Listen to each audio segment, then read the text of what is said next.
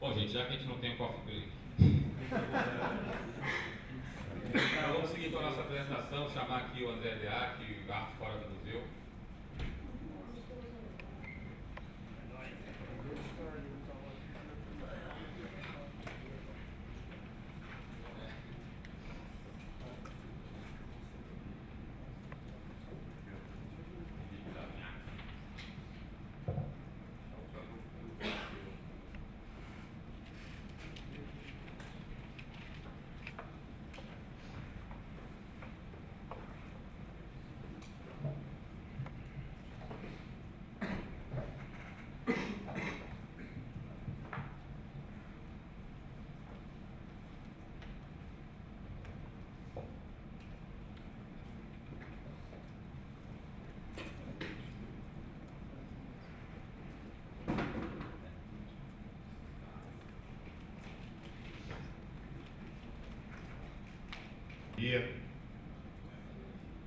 Quem não foi no Calaf ontem,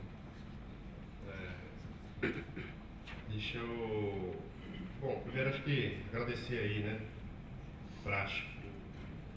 Acho que o evento é legal, foi ótimo ter encontrado já todo mundo, acho que tão importante quanto esse espaço aqui tem sido também os espaços do Beirute, essa extensão do Ministério da Cultura. E essas conversas que a gente tem feito era um encontro que a gente precisava muito fazer. A gente trouxe menos uma apresentação estruturada, assim, e mais um bate-papo mostrando algumas coisas que a gente tem feito, acho que fora do museu como tendo sido talvez uma das coisas mais complexas, mas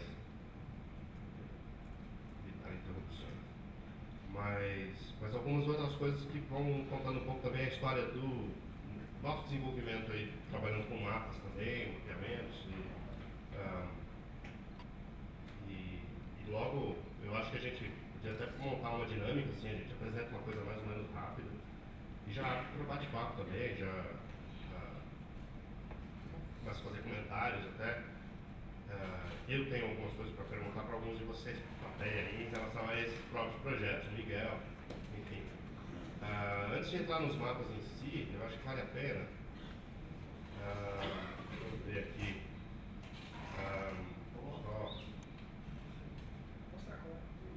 Isso. Mostrar isso aqui, ó. Esse é o espaço que a gente está lá em São Paulo, que é a Casa da Cultura Digital. Curiosamente, aqui nesse encontro, ontem eu estava contando, eu acho que tem umas 10 pessoas da Casa da Cultura Digital aí.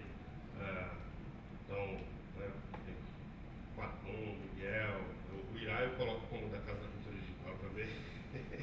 Está querendo montar uma lá em Fortaleza, mas é um espaço de troca de ideias que a gente montou lá em São Paulo desde 2009, onde hoje existem umas 30 empresas, organizações, algumas ONGs, e contando os hackers que tem no porão lá, eu acho que tem umas 100 pessoas por dia que circulam por ali. Eles chegam de madrugada, então a gente não sabe muito bem, acabam se multiplicando mais do que a gente consegue. Mas tem sido um espaço onde trabalham designers, jornalistas, programadores, produtores culturais, e muito fértil, muito criativo para desenvolver essas coisas. Então, o Miguel e a Lu que estão aí trabalham com a gente em vários desses projetos que a gente vai mostrar. Eu vou chamá-los logo para falar algumas coisas também, já ficam avisados. Mas acho que era legal mostrar isso aí também, para saber de onde a gente está falando, né? A gente começa também, assim, uma coisa, já bati um papo com alguns ontem, mas a gente começa a mexer com mapeamentos. O Felipe Laviati no Estadão, ele trabalhou lá na área de multimídia, infografia, interatividade lá, desenvolvendo várias coisas. E eu morei 5 anos aí em Brasília, trabalhei na Rádio Brás, agora BC. Fizemos também alguns trabalhos com interatividade e logo depois de sair de lá, numa parceria com a então Secretaria de Identidade e Diversidade Cultural, a gente fez esse mapa GLBT, foi lançado num fórum, exatamente num fórum que ele muda de nome de LGBT para GLBT. Me ajudem. Mas, isso. Eu sou da época do GLS. Mas era um mapeamento que mostrava as ações do Ministério da Cultura e as ações da sociedade civil. Isso era uma entrada do site. Mas o site, enfim, acabou. A empresa que era parceira no desenvolvimento faliu, a secretaria também já mudou. Há uns 2 meses eu encontrei a base de dados disso, isso que eu estava contando para o Ministério. Eu acho que dá para retomar esse projeto, pode ser uma coisa legal, a gente troca isso aí. O Ministério pode ajudar, inclusive, a rechecar cada uma das informações, porque a gente tem contato, telefone, CNPJ, inclusive. Então, algumas não têm CNPJ. Mas acho que é uma base de dados legal que a gente pode repensar aí. Mas isso foi em 2008. O projeto que a gente inscreveu aqui no edital é o Arte Fora do Museu, que foi em 2009, é isso? A gente está com arte. Em 2010 a gente é contemplado com o prêmio da Funarte, lança 6 meses depois, mais ou menos, o projeto, que foi uma bolsa, na verdade, e ele surge com uma proposta de mapeamento de obras de arte nos espaços públicos da cidade de São Paulo. A cor não está ajudando muito aí, ao menos agora. Ah, meu Deus, me ajudem. Imagine um mapa. E o cabo? Isso é um tema novo, né? As telas azuis, preto e branco. Não vou tentar resolver o vermelho, eu acho que deixa o vermelho na iluminação.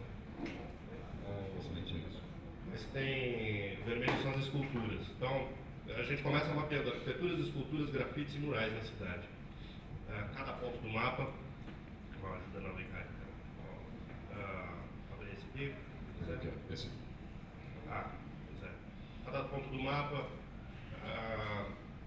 A ideia é que a cidade fosse uma espécie de museu a céu aberto e como o próprio poder público não conseguiu nesses últimos séculos mapear aí direito quais são essas obras de arte e colocar lá uma plaquinha, às vezes sequer com o nome, com o nome do artista ou a data. Não é nem só isso, né? Eu acho que quando a gente começa a fazer o Arte Fora do Museu, a gente não acha nenhum lugar onde que tivesse onde já tivesse sido feito esse levantamento, não só colocar a plaquinha lá, mas não existia nenhum lugar, por exemplo, todas as obras do Niemeyer em São Paulo, isso não existia nenhum canto. A gente teve que fazer isso do zero, né? Pesquisar tudo para colocar, né? Para fazer esse levantamento. O projeto, né? Inicialmente pesquisa até, para mapear essas coisas, usando como base de fundo o City View, que também era uma ferramenta bacana que está na mão, né? E montamos aí alguns roteiros também sugeridos. Então, imaginando bem que isso pode ser mesmo extrapolar a área da cultura, isso a gente percebe imediatamente depois de lançar o projeto, mas a área do turismo também começa a se interessar. A gente tem uma conversa com a Cultura agora logo mais aí. E educação, obviamente, né? Fizemos aí mais recentemente parcerias com a Pinacoteca, porque eles têm ali no Parque da Luz, uma parte das obras da Pinacoteca estão no espaço público, e aí nós fomos lá, tanto na Pinacoteca quanto no MAN, que tem também na área aberta do Ibirapuera, várias obras de arte no espaço público ali. A ideia é, como disse ontem o Evaristo, a gente está colocando ali um QR Code em cada uma das obras, para que o sujeito acesse via celular esse especialista, ou o curador do museu, ou às vezes o próprio artista, ou vários depoimentos de pessoas. E nessa ideia de replicar o que tem no museu para fora do museu. A gente, no caso do MAM, por exemplo, a gente está fornecendo para eles um serviço que eles não têm, que é o áudio guia das obras que tem ali, né? Então, quando a gente faz isso, a gente entrevista também educadores que vão falar sobre cada uma das obras. Daí tem vídeo e áudio e tem essa pequena sinopse da obra, então a gente está fornecendo algo que o próprio MAM não tem, assim. Então, fazendo esse serviço para o museu. O projeto acabou extrapolando essa iniciativa original. O projeto original era só um site de mapeamento. Hoje a gente chama de Iniciativa Arte Fora do Museu, que é uma coisa muito maior, transmediática, para usar um termo mais chivituras. Mas porque a gente percebe que isso, sim, pode virar um livro, pode virar um impresso. Instantaneamente, quando a gente lança esse projeto, a gente é convidado para fazer uma exposição na Bienal de Arquitetura, com as fotografias do recorte de arquitetura e um QR Code ao lado de cada fotografia. E a exposição depois circulou para outros lugares, foi no Vivo Arte Móvel, foi no SESC, no Festival Cultura Digital BR, e a gente continua recebendo convites de exposições. E aí, curiosamente, o projeto que é o Arte Fora do Museu acaba indo para dentro dos museus em forma de exposição, né? Mas uma exposição que faz uma conexão com o virtual, né? Que parte da exposição está no virtual, né? Não é só ali aquela fotografia, mas o livro guia, por exemplo, também é um livro que, com QR Code, né? A gente tem feito oficinas com o MAN, né? Isso já aconteceu, mas parcerias com outras universidades, com algumas universidades, oficinas de produção multimídia voltadas para o mapeamento das obras de arte em espaço público que tem naquelas cidades, ou no SESC, por exemplo, a gente vai fazer ali no SESC Pompeia, que é da Lina Bobardi. Então, o próprio público ajuda a mapear, ajuda a entrevistar os curadores, e aí aprendem, é uma oficina de produção. Produz conteúdo, é uma oficina de produção, quase tradicional, mas o interessante é que produz um conteúdo já voltado para esse fim, que é o mapeamento cultural. Que mais projetos que tem saído aí, projetos transmediáticos?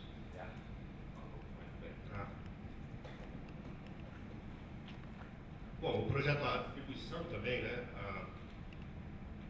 Desde o início a gente pensa nisso como uma plataforma livre, não só porque foi financiado com recursos públicos, nossa, melhora bastante.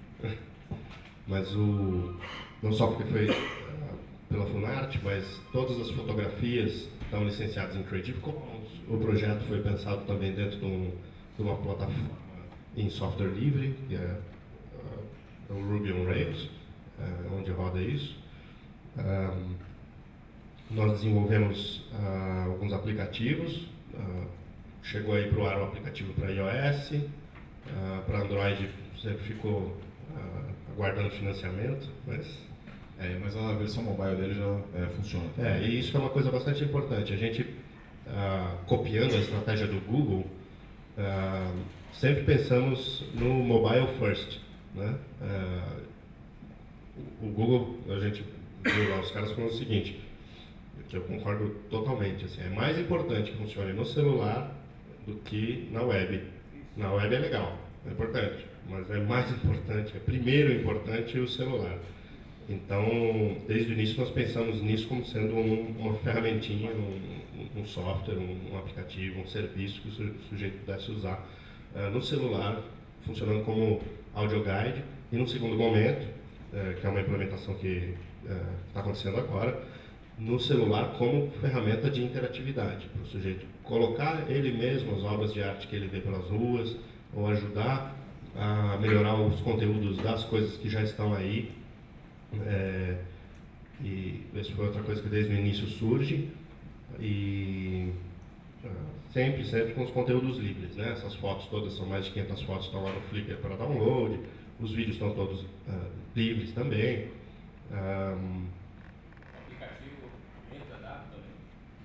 Ainda não, mas esse é até janeiro a gente espera que sim. A ideia é ele pegar na mesma base de dados, tanto o aplicativo quanto o site, pegar no mesmo XML ali para, se você jogar a foto do seu celular, do seu computador, aplicativo ou mobile que seja, que ele alimente o mesmo banco de dados e atualize todos ao mesmo tempo. Né?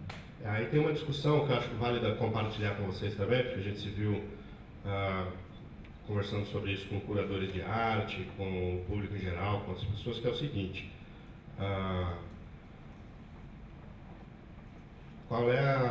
é importante, por exemplo, nessa área do site, como é que você diferencia, ou é importante diferenciar as obras que passaram por uma curadoria ou por um processo editorial de seleção das obras colaborativas?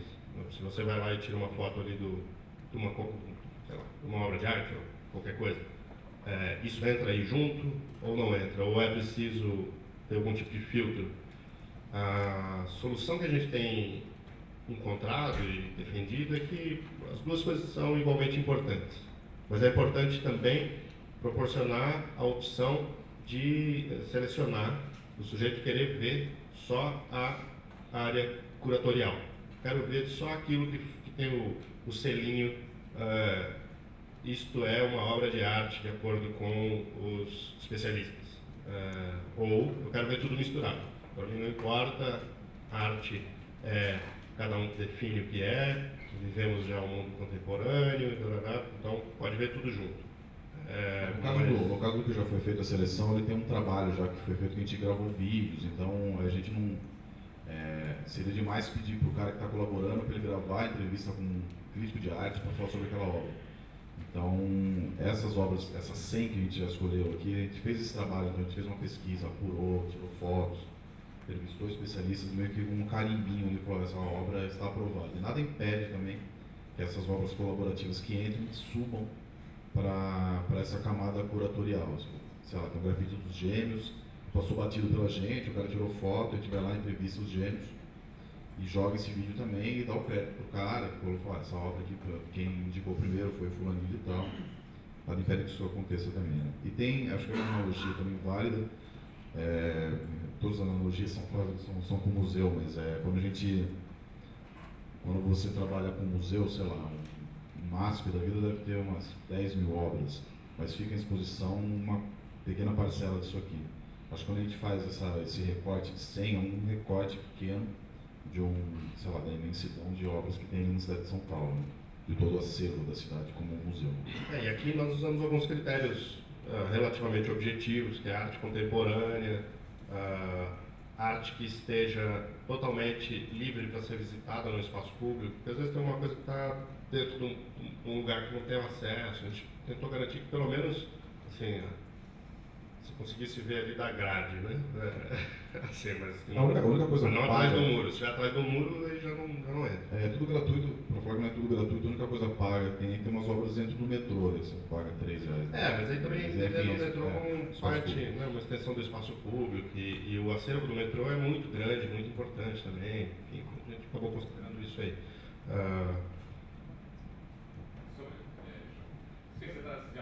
Não, vamos fazer um bate-papo, podem interromper aí, à vontade. Passa um pra cá. Porque assim, essa questão do conteúdo colaborativo, né? É o que a gente entendeu, assim, até na discussão do SNCC, é que aí você precisa saber, então quem é, né? Quem que está colocando, ou seja, de ter um tratamento para esse usuário que está subindo conteúdo um pouco mais qualificado, ele poder se achar lá dentro. Ou é a ideia só de abrir isso, uma coisa meio anônima, sobe o conteúdo? Não, a lógica... Você vai falar coisa diferente. A gente já briga aqui. Mas bom, eu ia falar o projeto, mas eu vou falar. A minha opinião é que seja completamente aberto. Eu acho que qualquer barreira para a participação é uma barreira para a participação.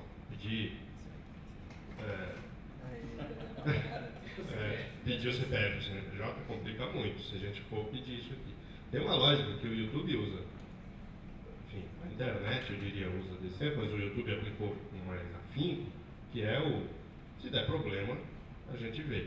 Assim, mas é o public, né? A moderação a posteriori. Você põe uma bandeirinha lá, né? Você tem um flag, você, subiu lá sei lá, não sei, uma coisa que desse problema.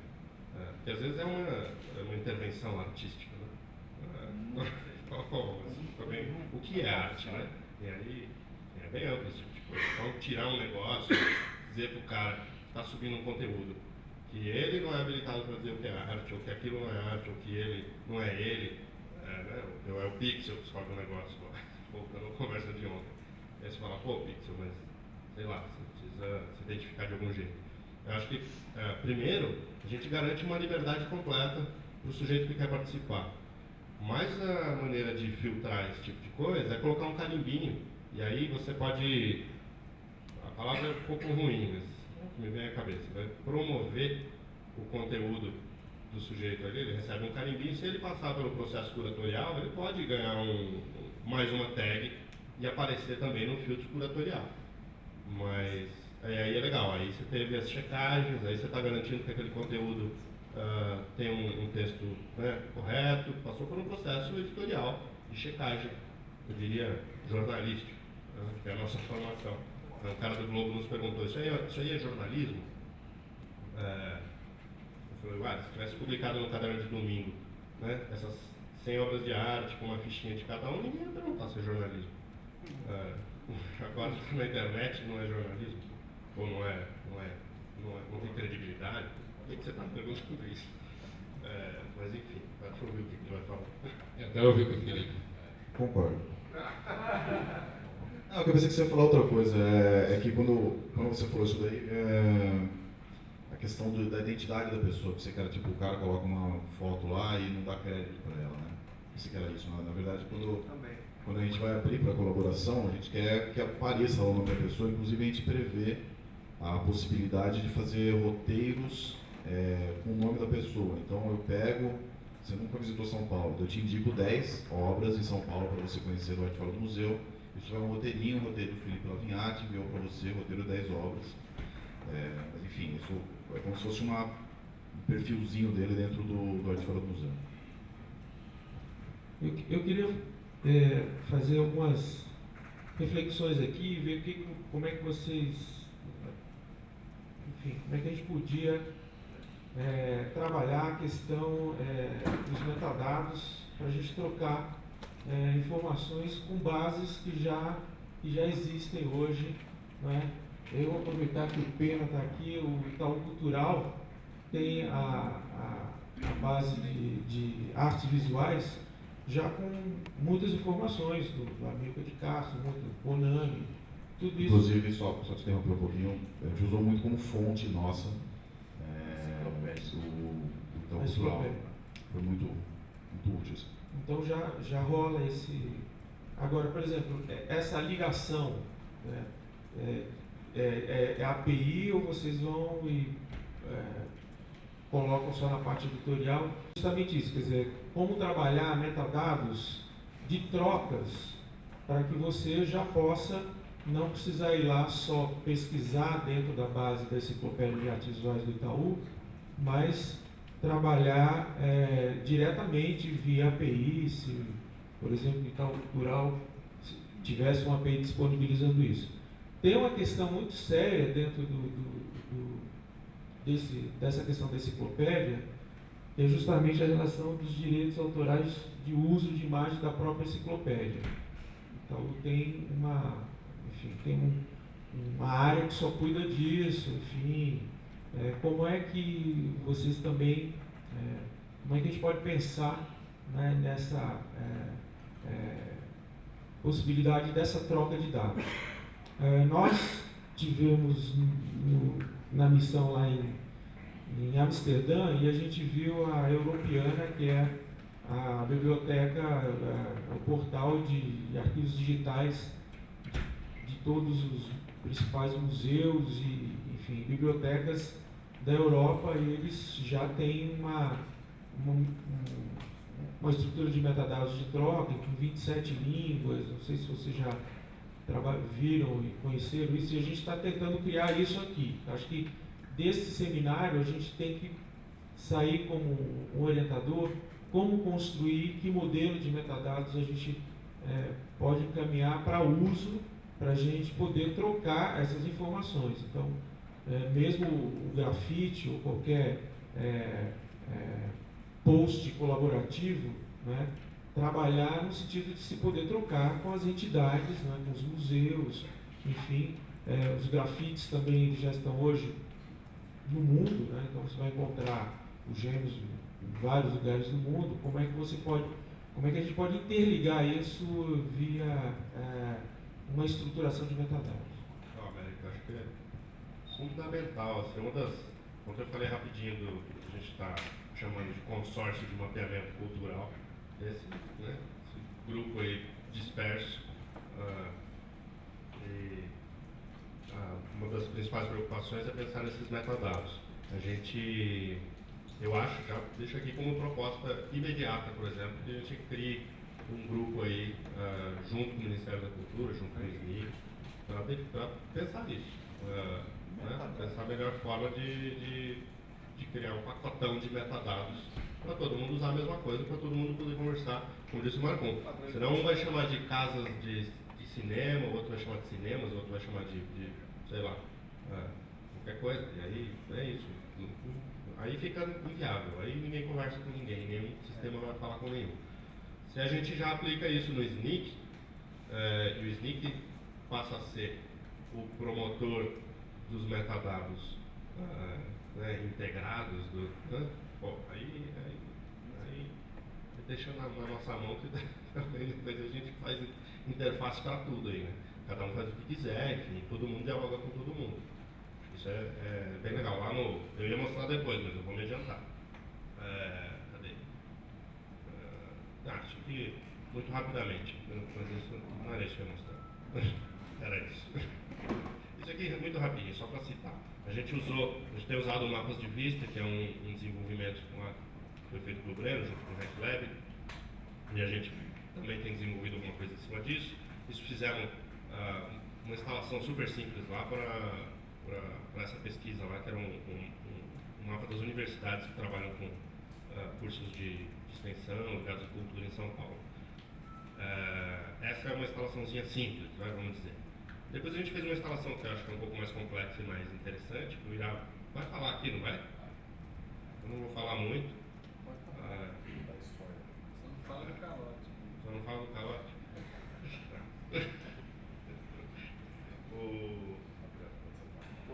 A gente usou aqui, olha, isso que eu ia mostrar. Isso aqui gerou uma boa discussão lá de muitas horas, talvez alguns dias, usando os indicativos, as tags, a classificação do Plano Nacional de Cultura aplicada à realidade local lá de Fortaleza. Então, tem aqui práticas culturais, tipos de equipamento, mantenedoras e público-alvo. Você faz um cruzamento, tem mais trabalho, só isso. Você pode, e isso aqui, a gente não chegou, isso aqui era a fase 1 do projeto, tá? É um beta aqui escondidinho. Tudo é beta, né? Já foi dito aí, é um beta eterno, mas poderia muito bem ter aqui do lado a parte de geolocalização e a parte de programação cultural, de tempo, né? A cronologia. Esse é o nosso projeto em andamento para 2013. Tem um mapa da cultura.org.br, que é você poder escolher qual é a programação de teatro infantil que tem na Rua Augusta neste fim de semana. E aí isso te dá um resultado que vai cruzar esses eixos de cronologia, geolocalização e programação cultural e equipamento cultural. Acho que isso está aí, né? Tá a bola quicando para fazer isso aí. Não sei se ninguém fez ainda, mas quando a gente fez o arte fora do museu, todo mundo falou, como ninguém tinha feito isso ainda, né? É meio óbvio. Eu devia estar falando isso. Vai sair antes. Você tinha falado de metadados também, inclusive no mapa da cultura, esses 4 itens que apareceram aí não são os únicos, né? Eu lembro que tem alguns pontos, tem tipo faixa etária, público-alvo, tem umas categorias que estão dentro, assim, que acho que é muito mais para o uso interno da prefeitura do que para qualquer coisa. E outra pergunta que você falou, só para não deixar sem resposta, é a questão do direito de imagem, né? Quando a gente esbarrou nisso logo de cara, assim, principalmente com a família do Brechereiro, que é uma família meio cri-cri, assim, com o direito das imagens, de imagens dele, né? E a gente ficou um pouco receoso, só que daí a gente achou teve um advogado lá que a gente fez uma consulta com ele e nos asseguraram assim, que obras em espaços públicos, na verdade, você pode tirar foto, pode fazer o que você quiser, porque está em espaço público, né? Então, Pode fazer uso comercial disso, né? Só não pode fazer uso comercial. Como a gente nunca pensou em fazer uso comercial, também tem uma certa liberdade aí, mas a gente separou um artigozinho da Constituição que diz que o que está em espaço público é público. E aí temos nos baseado nisso e naquela outra premissa que é se der problema a gente vê. Não deu. Então, mesmo com o Peixeira lá, não sei se eles sabem da gente, mas por isso que a gente não entrou, por exemplo, em cemitérios. Cemitérios não são espaços públicos. E tem um monte de obra de arte hiper importante, legal. Essa questão, eu estava agora, antes de vir para cá há pouco, eu estava no Fórum Nacional de Museus, falando lá sobre virtualização de museus e tal. Até curiosamente, eu era o único cara lá falando disso, na programação lá dos museus e tal. Assim, tinha eu e tinha uma barraquinha do pessoal de Minas que vende isso, mas era uma barraquinha para vender o serviço. São bons, mas eles estão fazendo uma espécie de Google Street View dentro do museu e tal, de incentivo. Legal, estão fazendo um trabalho lá. Acho que é tudo complementar. Agora, o que eu vi conversando com o pessoal dos museus é esse receio tremendo, e eu acho que justificável, até certo ponto, nos direitos autorais dessas obras dos acervos. E aí, como faz, né? E aí talvez seja uma coisa para se pensar no âmbito do MINC mesmo. Porque vai ficar fechado, vai ficar... o Google Street View teve alguns problemas no Brasil, justamente porque alguns museus não quiseram, não puderam liberar a entrada do Street View. Mas me parece que no século XXI, se a gente está falando de democratização de acervo, de cultura, tem que achar um meio de liberar essas obras, que seja para fins não lucrativos, não comerciais e tal. Só um comentário sobre essa questão tanto da iniciativa do Google quanto dos nossos parceiros aqui de Belo Horizonte, dos mineiros. Eu vejo que são iniciativas bastante semelhantes, assim, na questão até da abordagem técnica. A gente pode dizer assim que o pessoal de Minas está bem avançado, uma proposta bem legal, mas há uma diferença grande na questão exatamente do contrato com relação aos direitos autorais. O Google é meio leonino no sentido de talvez garantir-se, né, em relação a como disponibilizar essas obras, mas tem assim, uma certa apropriação do direito em relação àquelas obras no âmbito da internet, o que é um pouco preocupante. E o pessoal, os brasileiros aqui estão com uma proposta bem mais interessante, deixando os direitos todos com os próprios museus, ou seja, a própria entidade mantenedora daqueles acervos que vai ter que cuidar desse problema. Que eu acho que pode trazer problema, incerteza, receio, e talvez seja realmente o papel do MINC de pensar isso, estar mais claro na lei, né, como que essas obras vão estar circulando na internet. Mas eu só queria chamar a atenção disso, assim, o Google, ele é legal, ele é interessante, ele abre essa possibilidade, mas o contrato que vem por trás também é um pouco preocupante. Mas nós vimos essa discussão, por exemplo, na história do Google Books, né? Exatamente. E aí, ao fim e ao cabo, eu acho que o que se coloca é assim, pensando no Google Books, não estou pensando nos museus, mas acho que a questão é a mesma. É melhor que esteja público, com várias questões de direito autoral mais ou menos resolvidas, ou que o Google ou não tem nada. Me parece que é melhor. Eu lembro dessa discussão lá em 2009, a gente fez um simpósio internacional de digitalização de acervos.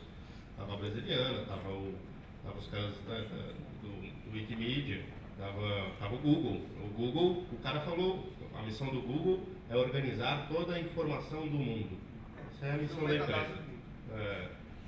Incluindo seus dados cardíacos. Tipo, aí, sei lá, são os caras lá. Enfim, a gente começa a fugir do assunto. Eu não sei quanto tempo a gente tem, já tem cara aqui. Acabou. Eu achei muito bom, excepcional, muito bom o trabalho, muito bom. Principalmente porque não foi no ponto. Queria mostrar uma coisa e essa coisa foi mostrada. Não na sua totalidade, mas foi mostrada. Isso é muito bom, sem megalomanias. Sim, parabéns, pragmático, direto e certeiro. A questão do metadados é fundamental. Sem metadados não vai haver nada. Já existem metadados de música, já existem metadados de teatro, já existem metadados de cinema. Não precisa inventar a roda. Assim como não precisa inventar a roda do mundo da ocupação, do mundo do trabalho. Está lá, já está lá, tem que ser usado. A gente vai ter que fazer esse trabalho aí de formiguinha, aí é o Ministério mesmo que vai ter que fazer. É um que tem tempo, fôlego e interesse de fazer isso sistemicamente. Você concorda? Tem o dever de Não, mas tem o dever de fazer isso. O dever é mais complicado que... Mas enfim. Eu gostei muito. E eu acho que essa questão do direito à imagem não comercial, ele é um falso problema. Principalmente nos museus. Tá? Porque aquela obra pertence, se a obra pertence, se não é uma obra emprestada, isso é outra coisa. Mas se a obra pertence ao museu, ao meu juízo, aquela obra está aberta à visualização.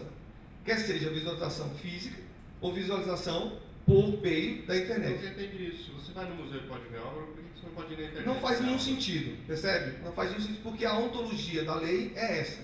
Quando você compra o direito, quando você compra a obra, você compra os direitos sobre a imagem da obra, mas não comerciais, talvez, porque depende do contrato que você fez na Mas compra. eu pago a entrada. Ele pode me cobrar para eu pagar a entrada na internet. Põe só terça-feira livre na internet. Não, que seja, mas o fato é, o uso da imagem, se aquela obra pertence àquele museu, está embutido o uso da sua própria imagem, percebe? Quando ele faz o catálogo da exposição e vende na livraria do museu, isso está embutido, ele não paga outro direito para poder fazer o catálogo da exposição. Não me parece uma prudência do povo dos museus, mas é muito mais um ranço de não saber o que fazer com a internet do que necessariamente o problema do direito da imagem. Então, eu acho, só completando o que eu queria dizer, é que este tipo de iniciativa, ela é sim complementar. Outras não são complementares, outras são realmente redundâncias. E isso gerará um efeito de substituição. Ou seja, aplicações muito parecidas fazendo a mesma coisa geram efeito de substituição e uma delas morre. Ou as duas morrem em nome do terceiro. Então a gente tem que tomar muito cuidado nesse grupo para a gente fazer coisas complementares, porque senão a gente gera o efeito de substituição. Gerado o efeito de substituição, inevitavelmente gera o efeito de comparação e gera o efeito de canibalização do processo. Então, quanto mais a gente conseguir mapear coisas que não estão mapeadas, cadastrar coisas que não estão cadastradas, dar visualização a coisas que não existem, melhor para todo mundo. Se começar um processo de canibalização pelo mesmo espaço, aí vira oceano vermelho, todo mundo brigando pelos mesmos peixes. Isso aqui não existe, realmente, isso não existe no Brasil hoje. Isso é muito bom. Oceano azul. O oceano tem que ser azul, exatamente.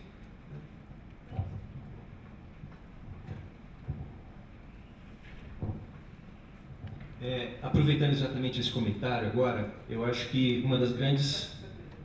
Bom, meu nome é Arthur, eu sou professor na FAUSP, faço parte do projeto Arquigrafia.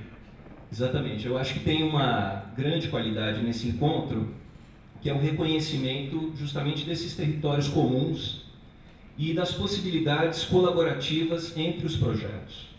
Eu acho que justamente aí entre o Arte Fora do Museu e o que nós estamos propondo especificamente para a arquitetura dentro do Arquigrafia, tem uma complementaridade que nós podemos estudar e trabalhar.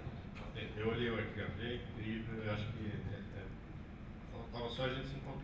Exatamente, eu acho que tem uma possibilidade direta de sobreposição desses mapeamentos e, no caso, os focos. O nosso foco é a arquitetura. O foco de vocês passa pela arquitetura, mas é mais abrangente, do ponto de vista das expressões artísticas. E aí, com relação a essa passagem também da imagem, que está no acervo público, nós tivemos algumas dificuldades com isso, trabalhando com o acervo público da Universidade de São Paulo, e contamos com o apoio da Procuradoria-Geral da USP, que nos orientou a entrar em contato com os autores e não necessariamente atrelar a concessão de uma imagem a um acervo público, a autorização desse autor para a sua exposição na web. Deixa eu perguntar uma coisa, até usar esse exemplo muito legal aqui. Tem alguém do IBRAM aqui? Bom, como não? Então eu vou falar tudo. Foi convidado. Não, então, eu quero falar o seguinte, a facilidade de troca de acervos, né? E aí eu estava, isso aqui, mas o que eu ia pedir uma ajuda então de vocês aí, com isso, eu estava lá, conversei com o pessoal do IBRAM e a gente falou, bom, imediatamente surgiu uma demanda para a Secretaria Estadual, por exemplo, de São Paulo, nos procurou para colocar os museus aí também. Né? Tudo bem que a arte fora do museu, mas a gente falou, não, a gente faz uma área de arte dentro do museu e coloca o equipamento e tal. E o IBRAM tem um guia, né, dos museus brasileiros. Em papel. Um papel, eu pedi para eles, falei, eu encontrei eles lá no Fórum Nacional de Museus, falei, olha, vocês podiam passar para a gente o XML aí, né, essa base de dados, porque eu não vou ficar digitando também, né, aí é muito altruísmo, né, tipo, aí não custa nada, vocês passam para a gente, vocês falam, não, puta, não. Não,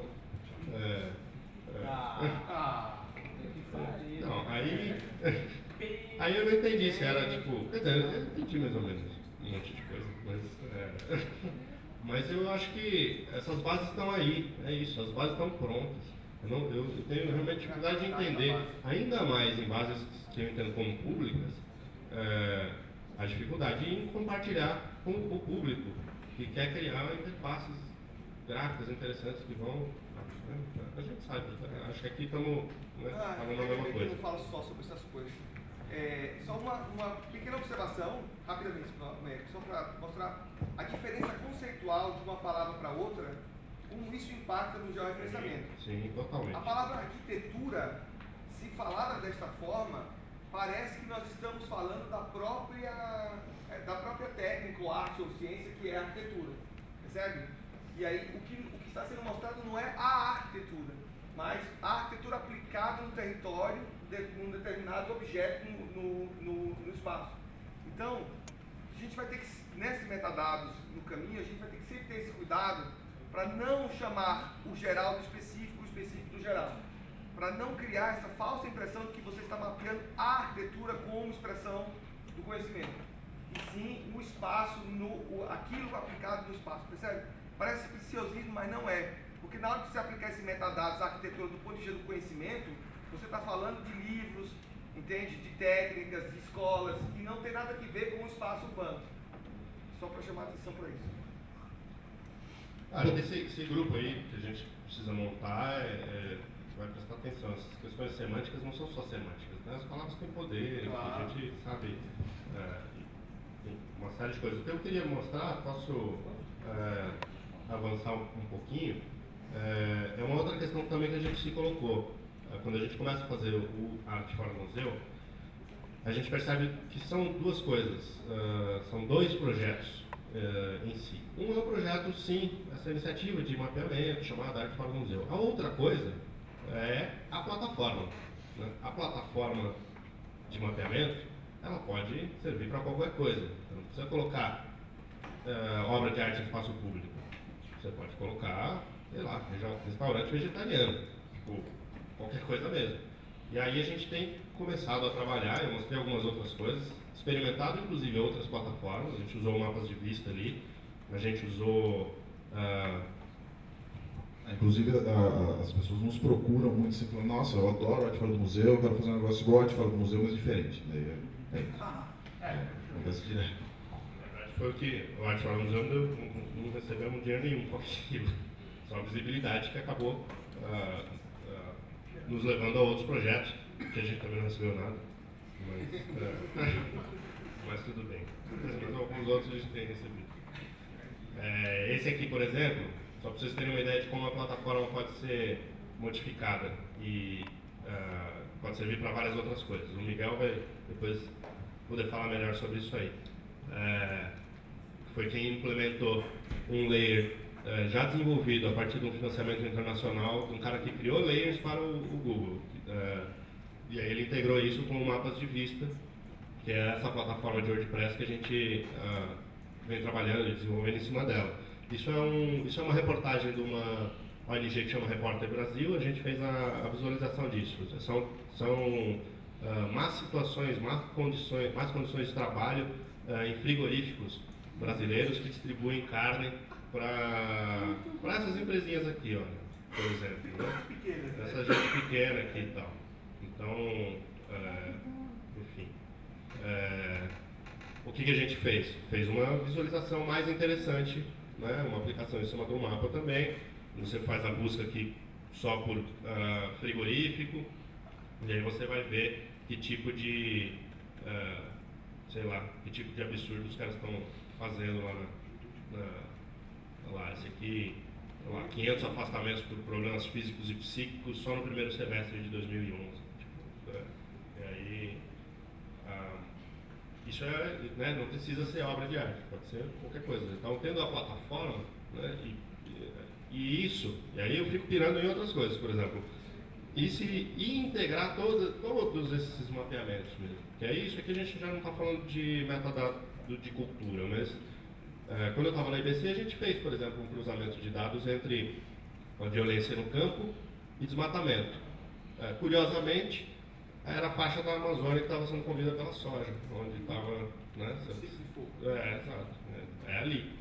Isso você só vai ver cruzando dados. De repente você vai ver, você faz um de poços artesianos, sei lá, comunidades indígenas, ou outra aplicação que a gente fez. Esse a gente está fazendo para os pontos de leitura. É um piloto de memória, que chama Ancestralidade Africana no Brasil. E a gente fez um mapa.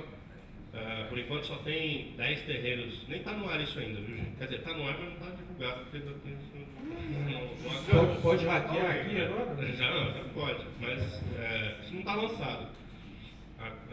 Até porque os pontos estão meio ilegíveis aqui, ó, mas são 5 quilombos inicialmente e 5 terreiros. Se quiser a base das comunidades quilombolas, eu tenho.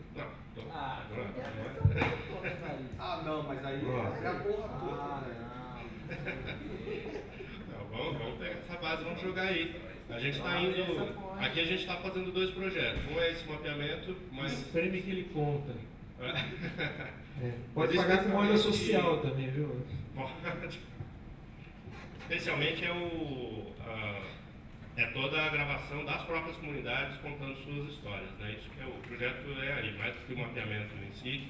O mapeamento é secundário, vai até, nesse caso.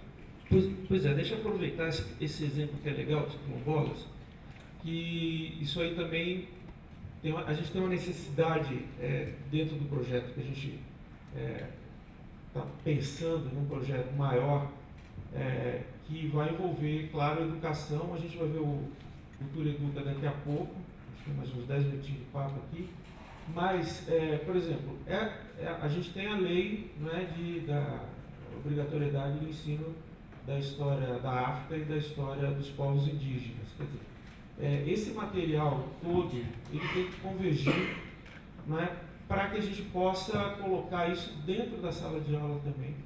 E o que a gente percebeu nessa nossa missão, quando a gente esteve lá no GISC, em Londres e no Minas, em Manchester, é que eles já estão trabalhando a questão das novas pedagogias utilizando os arquivos digitais e essas experiências de mapeamento.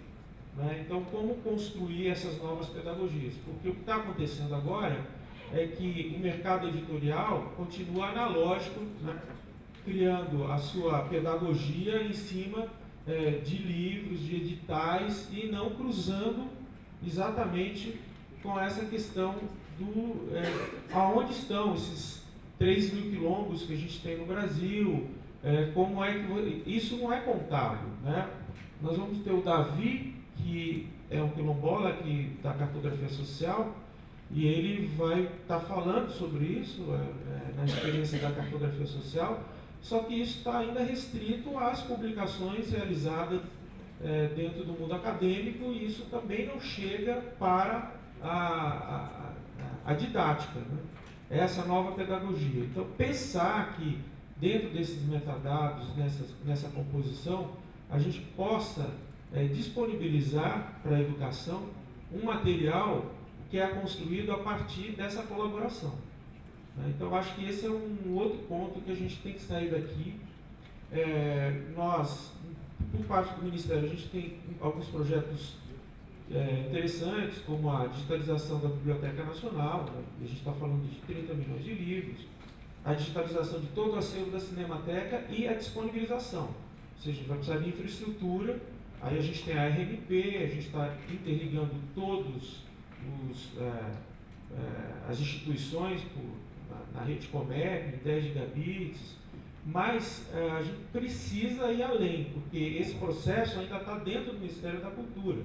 Como é que a gente vai levar isso para a educação?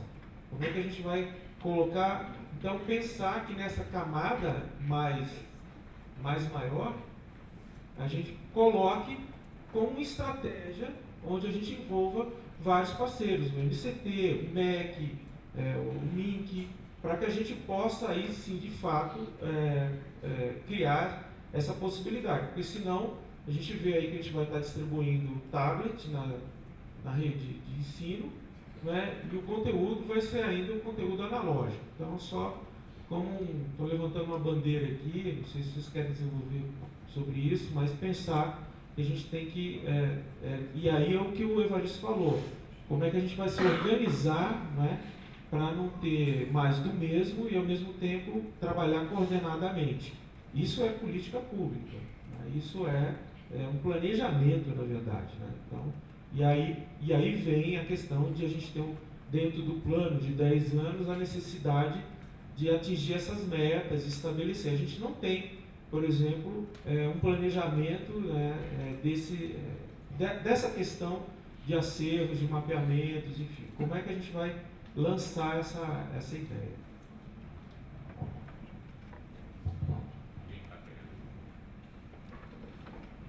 Queria contar ainda. Fala do mapeamento de Fortaleza, mais uma coisinha. Você vai falar? Fala aí, Não, eu ia fazer uma provocação que o Evaristo ontem mostrou o SNIC, eu acho que a gente ficou na questão do CPF ou não CPF, eu queria fazer uma pergunta, cadê? Escondeu, olha aí. A questão, que é uma coisa importante, assim, eles falam ontem no número 180 mil projetos e 70 mil agentes proponentes. Que dia, e aí, ou quando, previsão disso está disponível para eu pegar, importar e colocar os projetos do Ceará ou de Fortaleza no mapa lá? Tem previsão amanhã, já está no ar? Deixa eu aproveitar e isso, aprofunda isso aí. Quando os caras aí por nada, eu gostaria também de perguntar isso para vocês. O link antes, a Link Web, por exemplo, ele dava acesso, daquele jeito que você mostrou. Eu vou colocar você no Eu vou me abster de responder esta pergunta específica. Obrigado. Vai, vou continuar. Pode continuar, obrigado. Enfim, por ali eu aprendi bastante, porque eu baixei vários projetos. Eu li seus comentários. E chegou ali, chegou longe. Chegou ali. Eu aprendi, baixei, por exemplo, o projeto da Maria Bethânia, quando teve aquele caso, entendi inclusive que era até certo ponto sacanagem da imprensa e tal. Mas é legal ter acesso a documentos públicos. Né? E aí, recentemente, eu fui tentar fazer o download de novo desses projetos no Salic Web, me mandava para transparência, né? Então, agora é via transparência. Aí eu fui lá e recebi a resposta que era para eu vir aqui em Brasília retirar o documento. Aí eu vi, nota isso. Não, mas enfim, eu acho que... Eu particularmente, eu concordo com a que nem sempre é possível separar o homem público do homem privado. Como homem público, eu não tenho como responder porque eu sou da área, mas como homem privado, eu diria homem privado e público dentro do serviço público, eu não tenho a menor dúvida de que esse dado tem que ser aberto. Menor dúvida. Menor. Agora, o dado sobre os documentos pessoais do proponente, esse não. Mas esse que era o problema. Então, assim, no modelo inicial do Salic tinha um problema de você realmente enxergar as cópias dos documentos pessoais do proponente. Tipo carteira de motorista, percebe? E aí realmente começou a surgir alguns problemas. E isso é da intimidade, isso não pode estar aberto mesmo. Mas o dado sobre o projeto, sobre a movimentação, o projeto da íntegra, isso não faz nenhum sentido. Eu acho. Mas isso é uma opinião pessoal e a instituição vai ter que lidar com isso. Está integrando com o SNIC. Bom, aí é o seguinte, o que estiver no SNIC estará livre. Você não tem nenhuma dúvida sobre isso. Se estiver no livre, vai estar livre. E assim, a ideia é que a gente crie a API para vocês buscarem o dado. Se a gente não conseguir fazer a API a tempo para vocês fazerem essa busca direto via API, nós vamos pegar o dado e vamos postar um bloco de banco. Daqui, ó, isso aqui é a série histórica 95-2000 de todos os dados que estão compilados dessa forma. Primeira coluna, tal coisa. Segunda coluna, tal coisa. Terceira coluna, tal coisa. Claro que não dá para colocar o projeto da íntegra lá, porque senão vai ficar um negócio monstro nesse arquivo. Porque você tem que fazer isso numa API, para ficar mais simples. Mas nada impede que a gente coloque lá, entende? Os dados todos, e aí, porque senão a coluna, senão o XLS vai ficar monstro, ou o XML vai ficar também monstro, não vai ficar uma coisa funcional. Mas pelo menos disponibilizar esses dados. Aí, isso vai depender do lançamento do próprio SNIC, vai depender da ministra, enfim, a gente não pode dizer que vai ser amanhã e depois da manhã, entende? Mas uma vez estando, a ideia é que já suba os dados. Então, assim, todos os proponentes que passaram pelo Ministério vão já estar no SNIC por default. Então, se o cara já passou pelo SNIC, pelo SALIC, então ele já é SNIC por definição. Na categoria produtor cultural. Se ele também, além de produtor cultural, ele é um museu, se ele também é uma biblioteca, se ele também é uma associação, isso aí ele pode reclassificar o dado. Mas eu não entendi o entrave para isso estar no ar um link com esse dump e amanhã. É a ministra? Não é um entrave, é uma questão de timing. Não vamos confundir as coisas. Existe entrave, não existe entrave. Existe a questão de timing. Mas a intenção é, uma vez entrado no ar, isso vai estar disponível, ponto. Assim, desculpa a minha ansiedade, porque assim, a gente ouve esse papo aí há quantos anos que a gente conversa sobre isso? Não, mas assim, do ponto de vista de ter acesso ao dado do projeto na íntegra, isso vocês têm que provocar, na minha opinião. Entendeu? Sim, provocar as instâncias corretas. Talvez subiu o negócio. O dump do nome do projeto, nome do proponente, valor e local. Não, isso está lá no SALICnet, está disponível. sistemas.cultura.gov.br/SALICnet. Isso está disponível, 100% livre. 100% livre. Você vai lá e baixa o arquivo. Entendeu? Isso aí está disponível. Gente, a gente já está com o nosso tempo encerrado aqui. O Diaco achou que ia ser muito uma hora, a gente já passou, dá uma hora. Mas vou passar aqui para o Marcum. Eu acho que se não tiver mais ninguém, é o último. Não, na verdade, para todas essas questões de dado público, isso aí não tem frescura, não tem discussão. Tem uma lei, a Lei de Acesso à Informação, ela foi aprovada. Informação pública é pública e acabou. E os caras têm 20 dias para responder. Você faz o pedido, o Ministério, a Secretaria, o órgão, o IFAM, o IBRAM... Mas a resposta dos caras está aqui. Não, mas a Lei de Acesso à Informação diz que isso não é o suficiente. Tudo bem, o órgão pode descumprir a lei, acontece muito.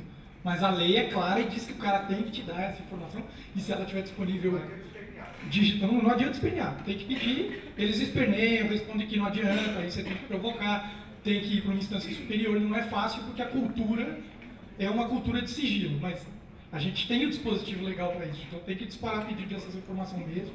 E acabou. A mesma coisa é para o SALIC, que até onde eu consegui entender do sistema, eu não consigo baixar, eu consigo ver. Então, se eu tiver, eu vou ter que ver projeto por projeto, Ctrl+C, Ctrl+V em todos os projetos de Fortaleza. Um negócio que exporta o relatório com tudo. Não tem. Microdado? Uai, microdado não tem. Então, ó, já... Vai fazer uma oficina hoje não, 15 minutos, a gente dá uma parte, é impossível achar. Não. Mas é só Possível para... é a vida. E achar. Essa é possível. Só para fazer mais uma propagandinha, vai do Arte Fora do Museu, antes de encerrar. Primeiro, enfim, a gente fez uma parceria lá com o Catraca Livre em São Paulo, já abrindo a área colaborativa junto com eles. Então a gente espera uma série de participações aí, tanto em São Paulo, depois a gente vai para o Rio de Janeiro, as pessoas já estão podendo enviar coisas, inclusive aí, ganhando prêmios, né? Acho que isso é uma coisa legal, a gente estava ontem falando do SNIC. Por que a pessoa vai participar? Né? A gente sabe já que na internet não vale a regra, se você construir, eles virão. Eles não virão, eles virão só se tiver alguma coisa legal, se ganhar alguma coisa. Então aí a gente começou a fazer essas coisas. E outra coisa que aconteceu foi sim, várias outras cidades terem nos procurado a partir disso. E aí talvez a gente possa fazer alguma coisa em nível federal, não sei, mas a gente está levando esse projeto para várias capitais. O Marcum está tocando isso em Floripa, lá, com um projeto piloto. Fizemos uma parceria, e aí inclusive fora do Brasil, porque aí essas coisas começam a circular, né? O Uruguai, Montevidéu, Buenos Aires, Madrid, a gente com a Universidade Complutense de Madrid, o Media Lab do Prado, Barcelona, e a coisa começa, né, a evoluir. Tem várias. É isso, isso aí é bastante simples, assim, é só querer, a gente tem já as regrinhas mais ou menos prontas aí, já sabe como fazer, é só começar. É só começar. E é isso. Obrigado pelo tempo. Legal. Então, como a gente esperava, assim, né, cada apresentação gera discussões que certamente não se encerram no momento aqui se encerra a apresentação. A ideia é que a gente siga conversando sobre esses temas. O consórcio de mapeamento cultural já me parece um tema que está sendo, né, mencionado várias vezes. Eu acho que